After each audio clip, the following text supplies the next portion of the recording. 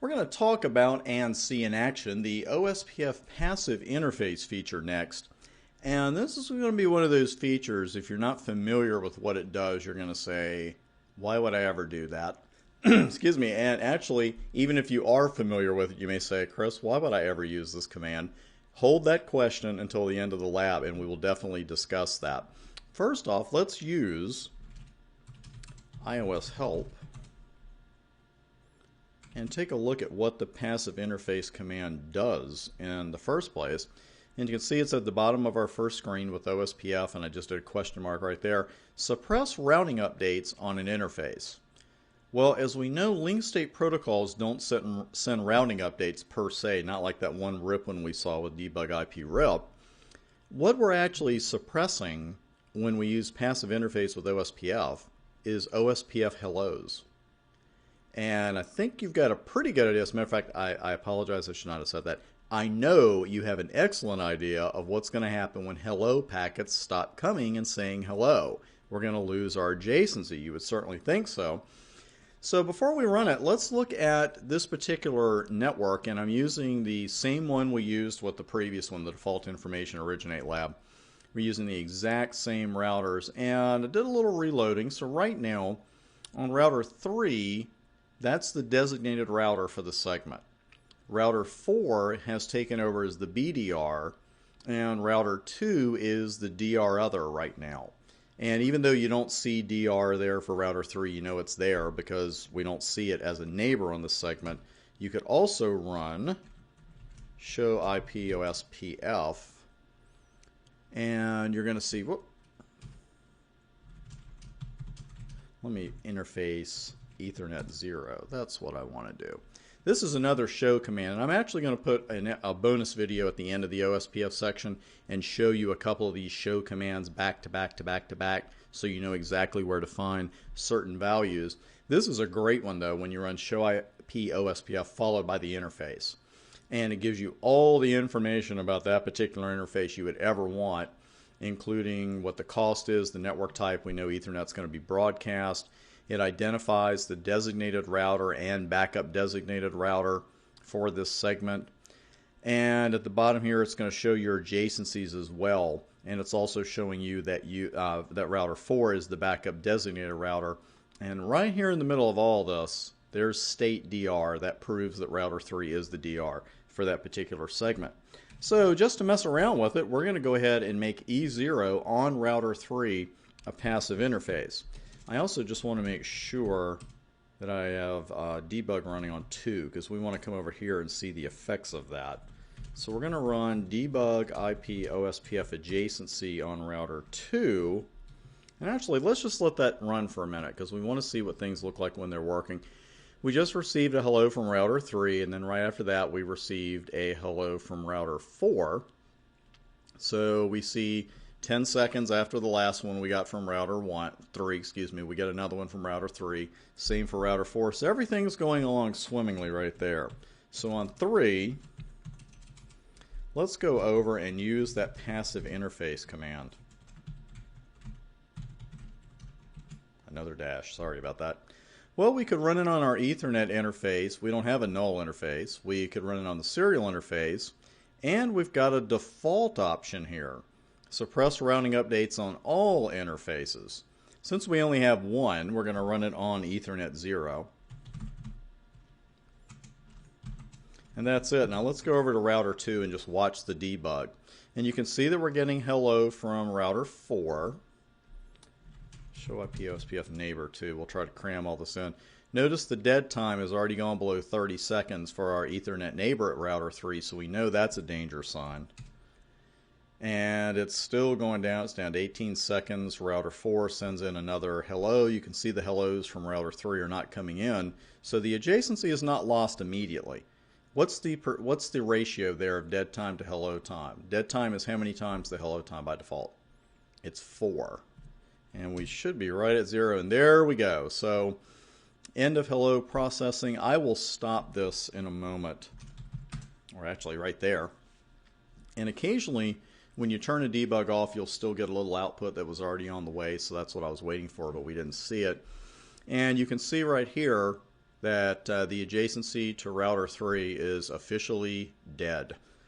So it's been named dead, and let's see what that state information is. State is down. Everything else we need to see is on the screen, and you can see there's a DR BDR election, and router 4 was the DRN, the BDR there for a second, and then it went through the rest of it. You can see at the bottom here that now router 4 has been named the DR. It got promoted from BDR, of course. Then router 2 was named the BDR because that was the only router that we had left that we were hearing from, right? So then when we run show IP OSPF neighbor, this is what we have. Router 4 is the DR, router 2 is the BDR, and router 3, of course, isn't being heard from. So there's nothing to be heard from router 3. So you see now this is a pretty, I want to say violent command, but it's pretty destructive. We tore down an adjacency. We now have a new DR. We have a new BDR for our segment. And you're really wondering now, hey, this is great stuff. We're seeing some great stuff with the debugs, but why would I ever do this? Patience. We are getting there. Right now, let's go over to router 3 and get some more practice negating some commands, because we're going to take that off and just put the word no right in front of it. And now let's go over to router 2 and see what we see. Whoop, debug IP OSPF ADJ. I forgot to turn it off to see the other information. So let's see what happens. No passive interface Ethernet 0 on router 3's interface. There's a hello from 4, and there's a hello from router 3. So they are coming in again now. And the election took place while I had it off the screen. But you'll see that router 3 didn't just waltz right back in and say, okay, I'm back, I'm the DR now. It doesn't work that way. There's not going to be another election held just because a router appeared. Now, we had an election when a router disappeared, especially our designated router.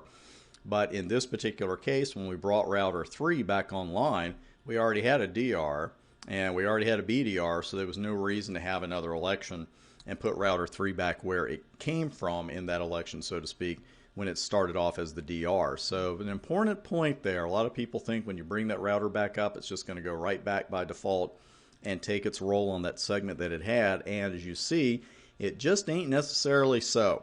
Now, let's talk about why in the world we would ever run this command to begin with. Especially, there's one option I really want to look at.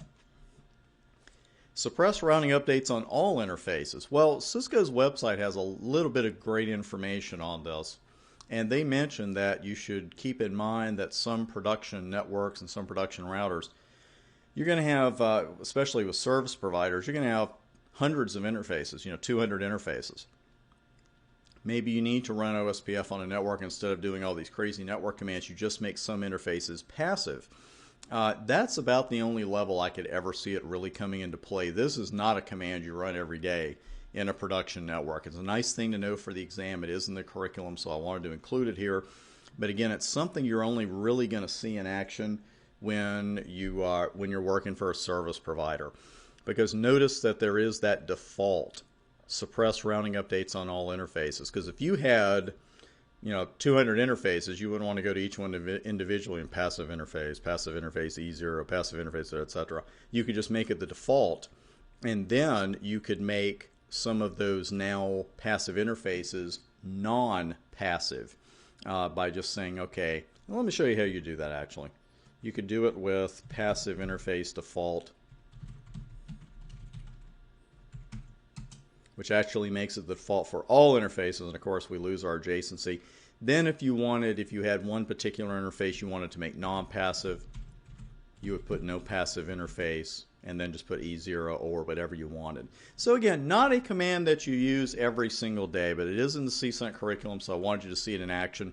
We also got to see what happens when we lose a designated router, because hopefully that's not something that happens in your network on a daily basis. It's not something we get to see often, so I wanted you to see it here on Live Equipment.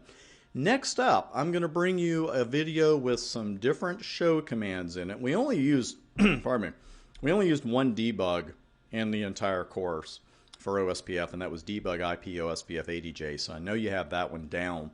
But there's a lot of information as far as the show commands go, so I want to make a quick video where I'm showing you some of these show commands back to back to back, and you can see exactly where to find certain information for troubleshooting. So that's coming up. That'll wrap OSPF up, and then we'll move on to the next topic. See you there.